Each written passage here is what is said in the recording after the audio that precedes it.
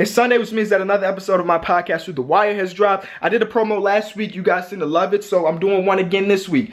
Last week was so great because we basically hit our all-time high in downloads based off y'all watching that video, then going in the description and downloading the full version. We had so many downloads based off y'all that we finished as the #2 sports podcast the day that it was dropped. And it's kind of a big deal. #2 sports podcast in the world. We've been doing this for 3 months now, and we were higher than people that have been doing this for years. So y'all support is really, really appreciated. So on this episode, we talk about Jahlil Okafor being held hostage. We talk about LeBron's big night and when will LeBron slow down. We talk about a lot of stuff. Lonzo Ball struggling. We got a lot of stuff in this episode, so I really appreciate it if you go in the description, download the show, and let me know what you think. But this is not the only upload of the day. We got another normal stuff, just a little in a couple hours, okay? So don't be tripping because we're back with some other stuff. But if you support the show, I really appreciate it if you just go down there, download, and help us get bigger and better. Thank y'all. Let's get into the clip. So last night, LeBron had an amazing game. Amazing, maybe an understatement. Yeah, amazing, maybe an understatement. 57 points, 11 rebounds, 7 assists, 2 blocks in the victory over the Washington Wizards. After the game, when he was walking through the tunnel, he said, "I haven't scored like this in a long time, but this is the best I felt in my career." He lying. He's 32 years old. Best he's felt in his career. Man, if he not lying, he telling the truth, it's a scary sight. That's all I'm gonna say. No, he must not remember the Miami days. Those, yeah, I see what you mean. But if you watch early in that game, he was bullying people. That's what he should do all the time. He's bullying people. Exactly. That's what he should do all the time. 2 people in the paint just runs right to the hole, bumps both of them. Lazy sweet, so sweet. That man get jump shot happy so much. It was fouling yesterday. They threw four different defenders his way, and he was putting up 10-plus points on all defenders: Otto Porter, Bradley Beal, Kelly Oubre, and I don't even remember the fourth guy they put on him, but it don't matter because he still dropped 57. You know, if this is the best he's felt in his career, why is his team struggling? Let me ask you before we even get into that. You can't blame it on him individually. I know. Like as overall, the team wasn't playing good. Right. Let me ask you this, though. This is hypothetical, though, but we know LeBron is a playmaker for the most part. But if he wasn't that playmaker, he was just an elite scorer, how much you think he putting up a game? Because this is a showcase. And he still had 7 assists with 57 points. He could easily average 35. Easily. 35 and 10. Easily. I'm talking 10 assists. I mean, that would be a sight to see if he was just a scorer. I mean, he's one of the smartest players in the game. He always going to make that pass. He is. He is the smartest player. Thank you for correcting me. But I wouldn't be surprised if he put up near 40 a game one year. At 32 years old, you always got to think every year, like, when is he going to stop? When is he going to take that dip? And, you know, with the team playing this bad, we're like, okay, of course he's still putting up his numbers. But like, okay, is this the year, you know, that LeBron stops getting to the finals and he stops being so dominant? Nope. Probably not. This is LeBron's league, and it will be for as long as he's doing stuff like this. You know, it's ridiculous to think about. But let's not slack. Poole put up 20, and Jay Crowder put up like 22. So, I mean, they did have a little bit of help last night. It wasn't just LeBron's show.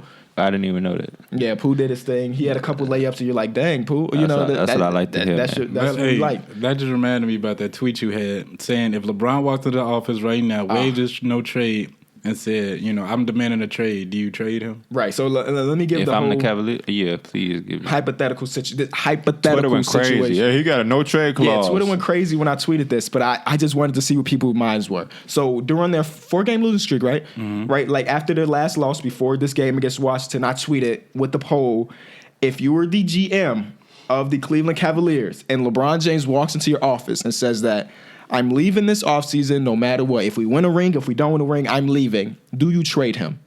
And people were like, well, he's got a no trade clause. Forget about all of that for this hypothetical situation. Would you trade LeBron? I'll have to wait till you got to think, what's my chance to win a championship? Exactly. Yeah, I would probably have to wait till the trade deadline to see where we at. But even then, I would probably not trade him. To be honest, though, if they're throwing you some young players, because we don't know what this Cavs team is going to look like next year, you might want to think about it, though. Mm-hmm. But what team is throwing real young players for a 1 year, like a 1 year rental? You know, we don't know where he's going. You don't know if he'd re-sign in a new city. And that's the thing. Ain't no young teams in position to win a championship right now. If you throw LeBron on it, Every team in the position to win a ring. But I was just asking because, again, people like to panic real early. And I think on last show, I was like, yeah, that maybe they should be panicking because they're losing. But I want to see what the Twitter world was at. And like 80% of people said, yeah, we'll trade LeBron. But in my eyes, I'm like, no, you don't trade him because you still have a good chance to win a ring this year. Mm-hmm. Even if he does lose, if you win a ring this year, 100% worth. Yep. 100% worth. Yeah. So I just wanted to see what Twitter's mind was. I knew he can't get traded because he can veto a trade. Melo, like, you know. Obviously, Twitter, like, it's certain things that we know everybody know. Yeah, that y'all should know that we know. It's crazy that you got to explain everything you say. That people can't just. That's just like another thing. When I agree with Mike by saying Wesley Matthews and Iman Shumpert is the same player. Obviously, Wesley Matthews is light years ahead of him on a perimeter. I just have 162. It's just a 3-and-D perspective. Like it's not even, for me, I was just saying they're both bums. You're just upgrading a bum from a bum. Whether you want to say Wesley Matthews is an effective player, you like him, he's good, he's solid. Okay, but in the grand scheme of things, he's a bum. I don't see him making a big difference in the Golden State Warriors versus the Cavs. There are two different players, but I have 162 characters on Twitter, so I can't type all of this. I would have to make 5 tweets during a Laker versus Brooklyn Nets game that I'm highly interested in to explain to y'all for a trade that's probably not even going to happen. I'm going to have to give some backstory of because everybody don't follow us on Twitter. My bad. So a fan tweeted us basically a trade that said, is this trade good for both teams? Basically, it was Channing Frye, Iman Shumpert, a second-round pick, and City. I don't even know how to pronounce his name. He's nobody. For Wesley Matthews and JJ Barea. And Mike and Pierre said, no, they won't do that deal, but I would be 100% in. So we went through it arguing why I think this is a good trade and why they think it's a bad trade. Not necessarily bad. It's just not enough significance for me. But ain't any an improvement overall, bro. Yeah, no, you're right about that. But another stance I was trying to make that I didn't tell Kentrell or Twitter until me and him started texting was that I was saying I wouldn't do this. I was thinking of the trade today.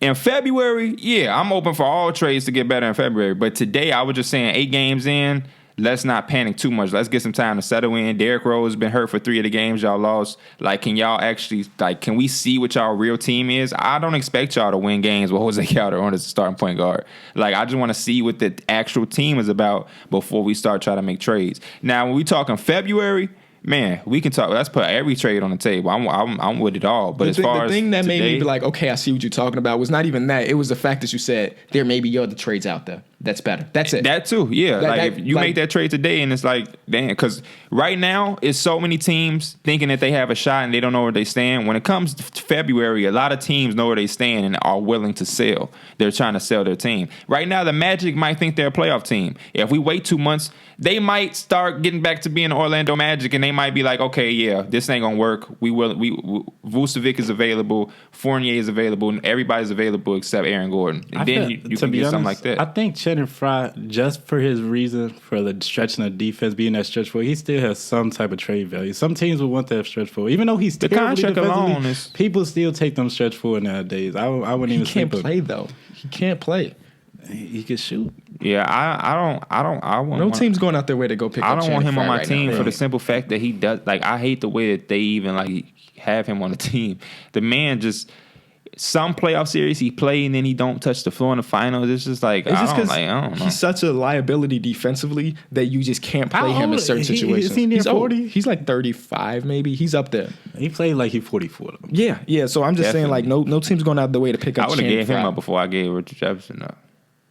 Yeah, Richard Jefferson at least made an impact. He got some defense or something. Yeah. So we didn't hear your portion of this trade because you were. I was at work. Right. Yeah, I know. But let me hear. Okay, so it's Iman Shumpert, Channing Frye, Osman, a second-round pick for Wesley Matthews and JJ Barea. Does that team make sense for both teams? That trade makes sense for both teams? For the Cavs, yeah, they get Wesley Matthews and another backup point guard. But and then again, it kind of look at it like, why do they need a third point guard? Because they already got Isaiah Thomas and Derrick Rose. Then we don't even count Isaiah Thomas. Yeah, but when he comes back, then you just got a 3-point guard rotation. Yeah, and how you gonna? I know he's not playing. Keep everybody happy. I know he's not playing now, but I still count him.